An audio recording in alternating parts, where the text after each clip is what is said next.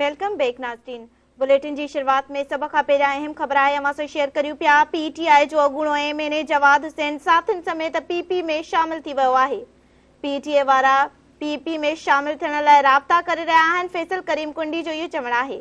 PTI जी शरपसंद radio Pakistan जी office के बाहि ॾिनी। फैसल करीम कुंडी जो चवणु आहे त इख़्लाक़ियात जी सियासत कंदड़ लाइ पीपी जा दरवाज़ा खुलियल आहिनि।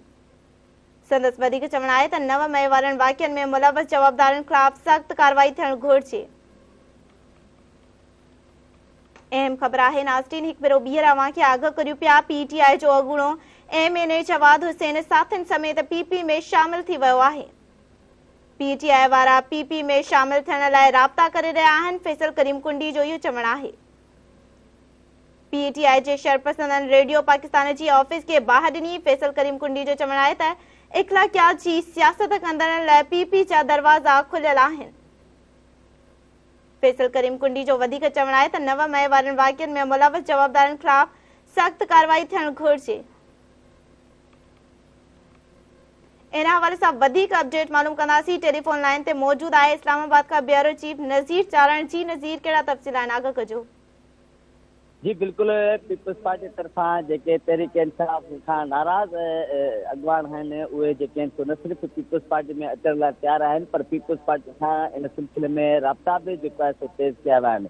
इन सां गॾोगॾु अॻूणो सदर आसिफ अली ज़रदारी बि जंहिंखे मफ़ाहमत पॉलिसी जो बादशाह सॾियो वेंदो आहे, हर कंहिं सां जेको आहे सो न्याज़ निवृत जे तरीक़े सां उहो बि जेको आहे सो पंजाब जे सियासत में मर्कज़ में ख़ासि तौर ते लाहौर में बि तरसियल आहे। उते बि जेको आहे सो पीपल्स पार्टी तरफ़ सां जेको आहे सो मुख़्तलिफ़ तंज़ीमुनि जा अॻवान जेके आहिनि सो राब्ता करे रहिया आहिनि। पर अॼु जेको आहे सो इस्लामाबाद में अॻूणे सदर आसिफ अली ज़रदारी जे हिदायत ते ई जेको आहे सो पीपल्स वज़ीर आज़म जो मुआविन ख़ासि सलाहकार फैसल करीम कुंडी जंहिंजो तालुक़ पीपल्स पार्टी सां आहे ऐं उहो सीनियर अॻवान सॾियो वेंदो आहे, उन जे क़यादत में जेको आहे सो अॼु जेको आहे सो पीटीआई जो जेको अॻूणो एमएनओ हो जवाद अहमद जेको आहे सो उन जेको आहे सो बाज़ाब्ता तौर ते पीपल्स पार्टी सेक्रेटरी इस्लामाबाद ऑफिस पहुची करे पीपल्स पार्टी में शमूलियत जो ऐलान कयो आहे। इन सिलसिले में मीडिया सां ॻाल्हाईंदे जेको आहे सो वाज़ह तौर ते जेको पीटीआई जो अॻूणो एमएनओ हो जवाद अथनि उन पीपल्स पार्टी में शमूलियत खां पोइ मीडिया सां वाज़ह तौर ते ॻाल्हाईंदे चयो त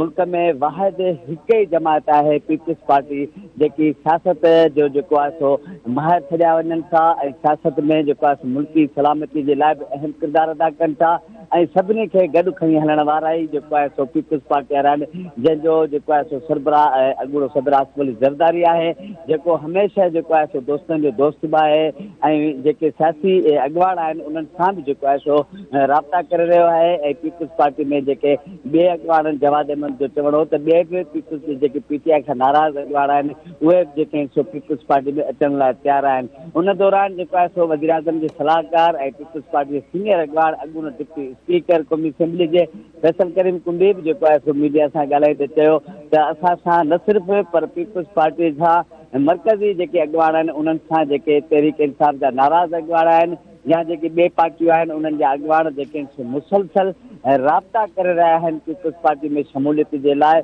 ऐं पीपल्स पार्टी मुल्क जी वाहिद पार्टी आहे जेकी हिन मौजूदा बुरहान में जेको आहे सो मुल्क खे कढी सघे थी ऐं मुल्क खे हिकु दफ़ो ॿीहर जेको आहे सो पंहिंजे पेरनि ते बीहारे सघे थो। फैसल करीम कुंडी इहो बि चयो त असांजो मौक़िफ़ ऐं मौजूदा हुकूमत जो ऐं ख़ासि तौर ते पीपल्स पार्टी जो मौक़िफ़ वाज़ह आहे त 9 मई ते जिन बि जवाबदारनि हमले आवरनि जेके बि क़ौमी तनक़ीबुनि ते या जेके क़ौमी इदारनि जे मथां जिन हमला कया उन्हनि ख़िलाफ़ जेको आहे सो कानून मूजिबि कार्रवाई थींदी ऐं हुकूमत इहो ई चए थी त उन्हनि जिन इदारनि जे सरबराहनि जे या तनक़ीबुनि ते हमला कया उन्हनि जो जेकॾहिं कानून आइन में आहे त उन्हनि जे ख़िलाफ़ उन कानून ऐं आइन मूजिबि उन्हनि ख़िलाफ़ कार्रवाई कई वेंदी। फैसल करीम कुंडी इहो बि चयो त पेशावर में असां गुज़िरियल ॾींहं बि जेको आहे सो जेको रेडियो पाकिस्तान खाड़ियो वियो उनजो जेको आहे सो उन हंध जो मुआइनो कयो ऐं तमामु घणो दिली असांखे अफ़सोस रखियो ऐं असां जेको आहे सो इहो ई चई रहिया थी त जिन जवाबदारनि इन